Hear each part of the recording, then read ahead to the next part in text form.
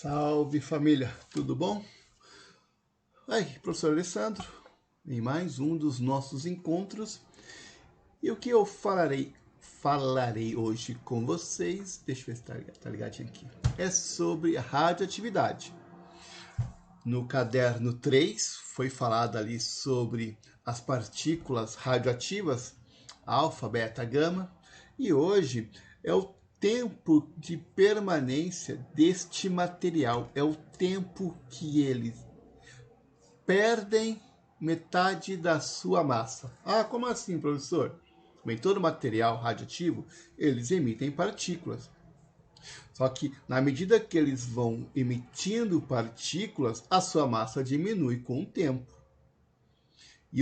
E é esse tempo que eu vou trabalhar com vocês, que nós chamamos de meia-vida. Assim, é o tempo que tem 50% da massa daquele elemento radioativo. Fissão e fusão, né? Que são as reações nucleares. Uma você quebra e a outra você soma. Calma, relaxa, jovens padawan. Vamos aqui então por parte, que diz assim, ó. Meia-vida ou período de semidesintegração é o tempo necessário para que metade de uma amostra radioativa se desintegre. Então nós temos o iodo, que ele perde 50% da sua massa em 8 dias. Já o urânio perde 50% da sua massa em 4,5 bilhões de anos. Né? Então, é assim, é o tempo que aquele material vai se desintegrando. 8 dias, em uma semana, você tem 50% daquele material. Uma semana e um dia. Agora, se eu tenho 1 quilo de urânio, daqui 4,5 bilhões, eu vou ter meio quilo.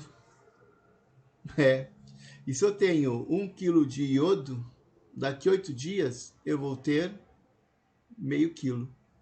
E depois de mais 8 dias, assim, eu vou diminuindo, como vocês vão ver aqui no exemplo, que diz que a meia-vida é uma constante de cada radionuclídeo e não depende da quantidade inicial do radionuclídeo, nem dos fatores como pressão, temperatura e natureza química do material. Nós temos o césio aqui, ó. O césio 137. Na medida que ele vai lá, ele emite a partícula beta, ele se transforma em bário.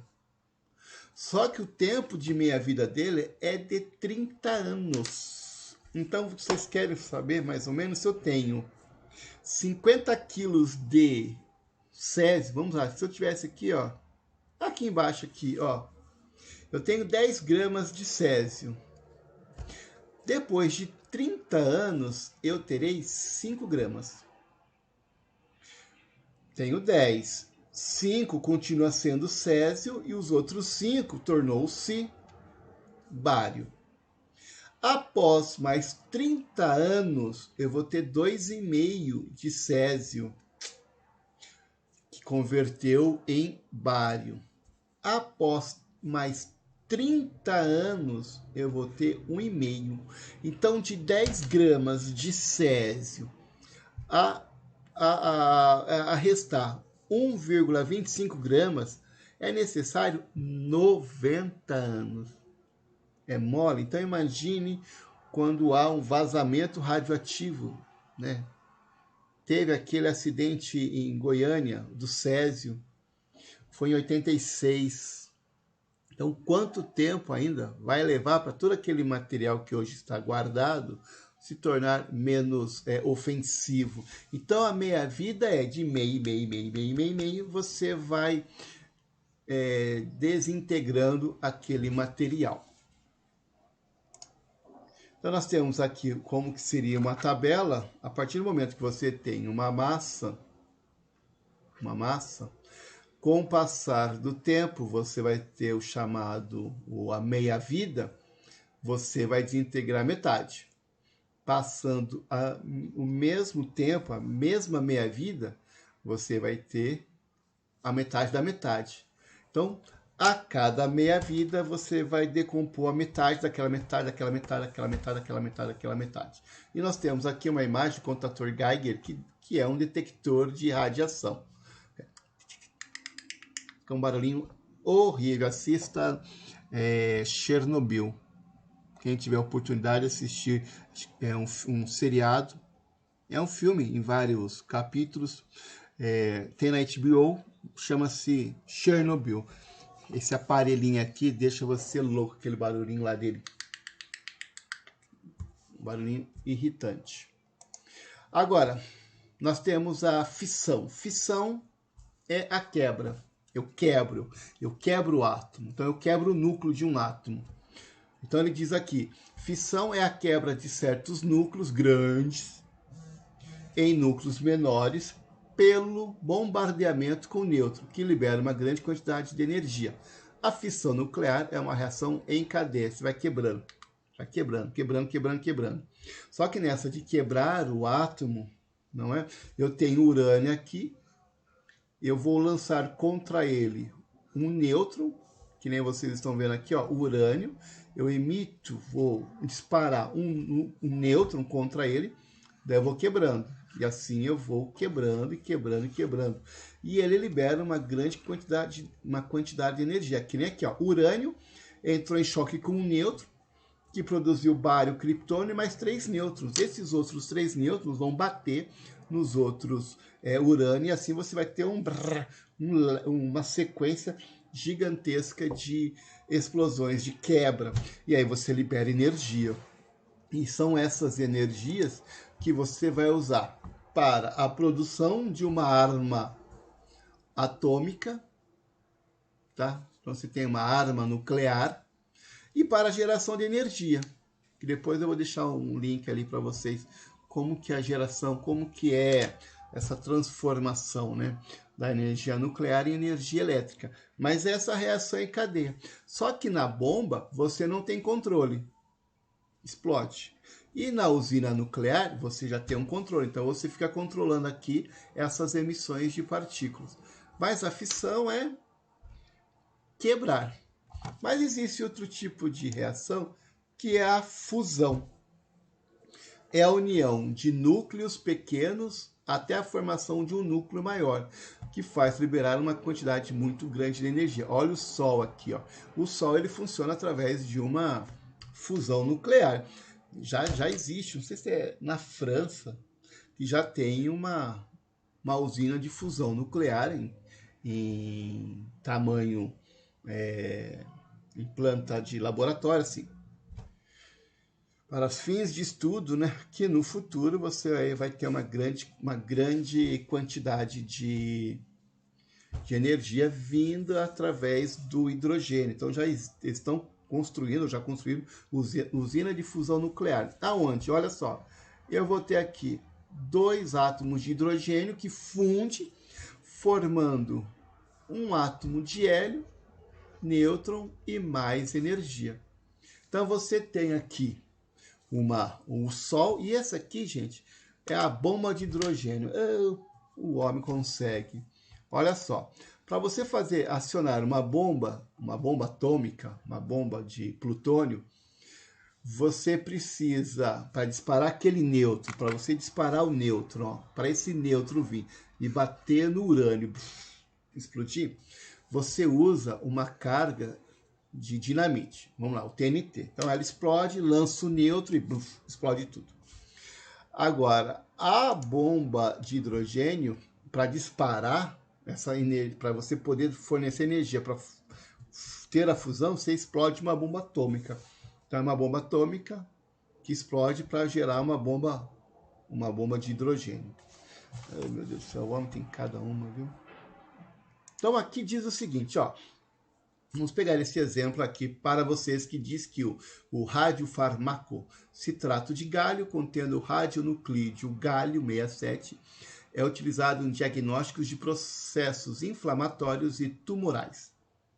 Uma das formas de apresentação do radiofármaco é em ampolas com solução injetáveis de citrato de galho.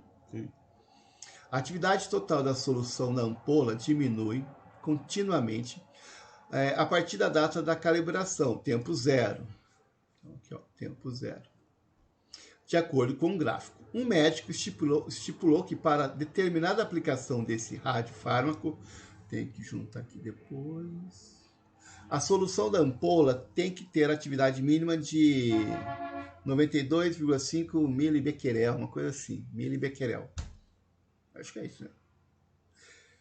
Nesse caso, a ampola só pode ser utilizada no paciente se for em um prazo máximo a partir da data de calibração de... Então, olha o seguinte. Vamos aqui, ó. O tempo de vida é de 80 horas. 80 horas. Então, se eu tenho aqui, e ele quer chegar até nesta atividade mínima. Então, nós temos o seguinte, ó. De 740 até 370 dias, 370 atividades, levou 80 horas. De 370 para 185, que é a metade, mais 80 horas. De 185 para 92,5, que é a atividade que eu quero, leva mais 80 horas. Tá bom?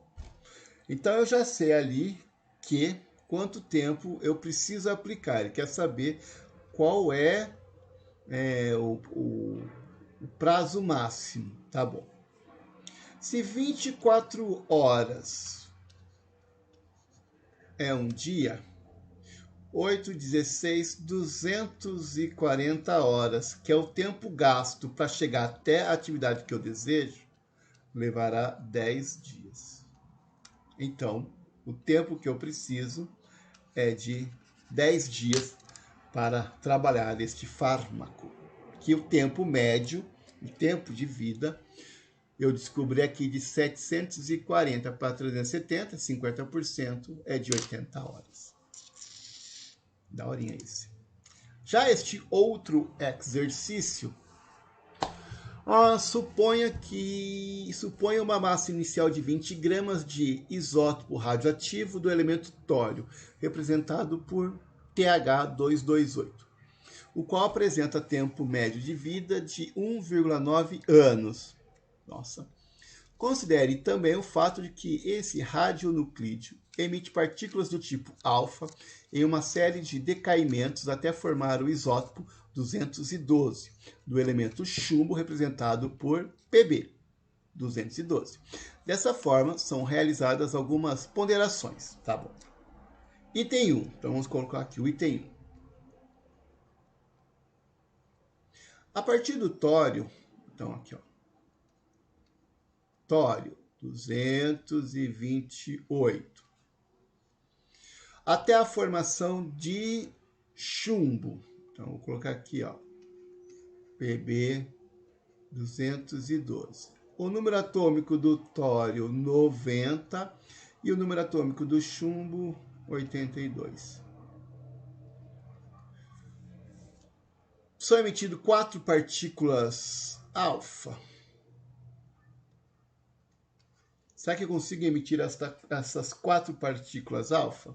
Bem, vamos fazer o seguinte. Vocês lembram lá que quando ele emite uma partícula alfa, o seu número atômico diminui 2 vezes e a sua massa atômica diminui também 4 vezes. Então, eu vou usar a massa atômica aqui, ó, 228 para 212.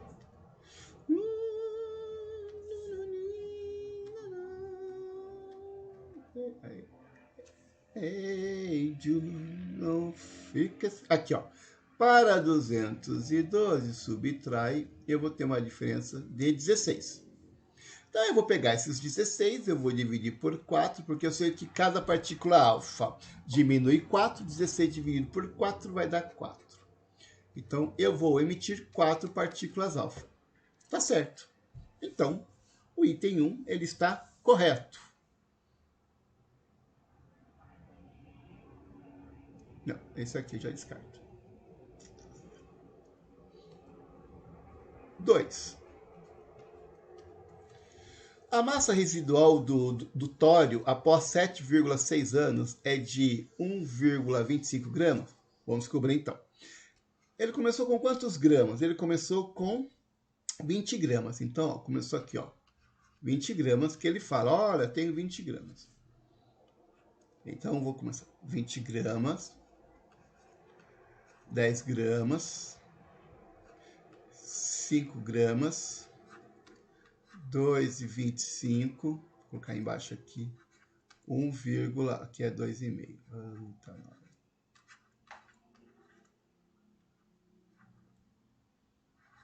Ficou feinho. Tá. Quanto tempo de vida eu vou ter ali, ó? Vou ter, ó, 1, 2, 3, 4. Foram 4 meia-vida. Se cada meia-vida é 1,9, então eu vou colocar aqui, ó, 1,9 anos. Multiplicado por 4, 39, 38, 76. 7,6 anos. Então, o item 2 está correto. Deixa eu descartar isso aqui.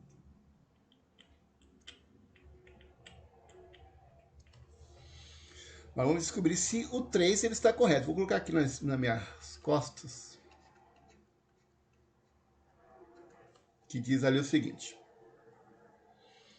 Um dos radionuclídeos presente nesta série de decaimento é o polônio 222. Então, pera lá. Eu comecei com o meu tório,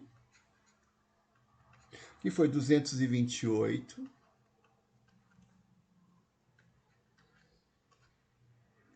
E ele vai emitir ali 3 meia-vida. Por que 3 meia-vida? Para ele poder chegar no polônio. Então, ó, eu vou emitir aqui 90, ele vai virar um elemento, já sei, ele vai eita, nós. Peraí. Só apagar aqui. Ó, ele vai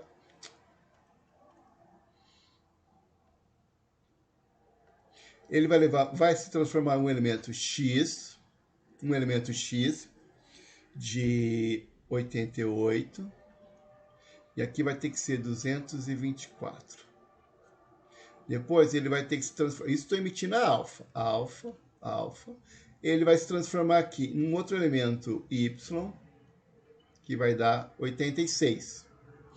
Esse 86 vai virar 220. Daí aqui ele vai se transformar em o elemento que eu quero, que é o polônio, porque o polônio tem número atômico 84. E a minha massa aqui vai ter que ser 216. E ele fala que o polônio vira 220, na verdade, vai virar 216, porque ele está se transformando aqui, emitindo as partículas alfa. Então, o certo é 216 e ele virou 220. Então, o item 3 está errado. Resposta correta é a B. Já nesse próximo exercício aqui, que ele fala, o isótopo do carbono, o isótopo 14 do carbono, emite radiação beta, sendo que 1 grama de carbono de um vegetal vivo apresenta cerca de 900 decaimentos, tem que juntar aqui depois, decaimentos de beta por hora. Tá. Valor que permanece constante, pois as plantas absorvem continuamente novos átomos de carbono 14 da atmosfera enquanto estão vivas. Uma ferramenta de madeira recolhida em um sítio arqueológico em 2019 apresentava 225 decaimentos por hora por grama de carbono. Assim sendo, essa ferramenta deve datar aproximadamente, então, qual vai ser o tempo de vida desse carbono? 5.700 anos. Eita, o tempo demora pra caramba, 5.700 anos. Então eu vou fazer o seguinte, então. Eu comecei com, vou colocar aqui, ó.